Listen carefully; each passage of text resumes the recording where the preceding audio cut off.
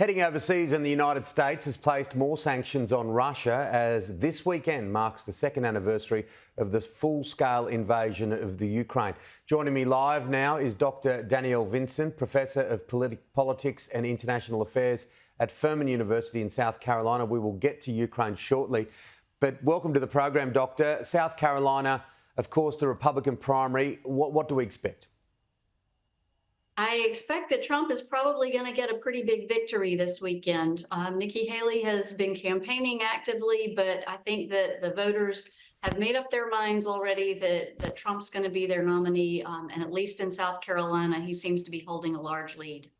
From the outside looking in, for many people who don't follow this closely, when they see that Nikki Haley is from South Carolina, she hails from South Carolina, this seems a little bit of an anomaly.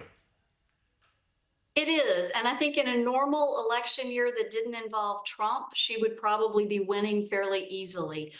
This election is not so much about Nikki Haley. It's very much about Donald Trump. And I think voters haven't even really been paying close attention to issues. They really have decided that this is a chance to defend Donald Trump from his legal entanglements and all of the negative things Democrats have been saying. And I think that it would not really have mattered who ran against him. In South Carolina, it's Trump country right now.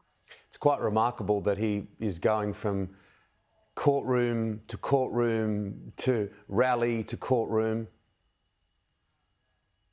It is unusual. We have never had anything quite like this in American politics. And I don't think anybody but Donald Trump could probably pull this off. I think any normal politician from a political background rather than a background in reality television would have been sent to the sidelines a long time ago. Will he continue to pull it off? That's the question. He's been fined more than $540 million recently in the past week, and these things are continuing to build. Look, there has been the sugar hits along the way, but at some point, will it start to sting? I think certainly the legal consequences may be catching up with him in the current fines. It doesn't look like he will be able to avoid those things for much longer. But I think as far as voters are concerned, they're going to continue to support him in the Republican Party. I've seen no evidence yet that any of these indictments or legal troubles are costing him voters. In fact, as those indictments started rolling in over the last year, he's actually improved his support among Republicans. And so unless he were actually convicted in one of the federal trials rather than these state trials, I think he's probably going to continue plowing straight on through to the nomination. Joe Biden says he's going nowhere. He's very much on the front foot. How will Biden-Trump rematch go? It is not something that most of us in the United States are looking forward to, and yet it does seem to be where we're headed. I think Biden's going to focus on a couple of things. I think, one, he will continue to make Trump himself part of the campaign message, and particularly the concerns about Trump's threats to democracy in the wake of his rejection of the last election outcome. I think that Biden's also going to lean in on some issues that Democrats do well on right now. I think he's also going to focus a lot on some of the foreign policy questions. There's such a stark difference right now between what a Biden presidency and a Trump presidency would look like for our neighbors around the world and our allies around the world. And I think Biden's going to try to use that to sway some independents and even some Republicans.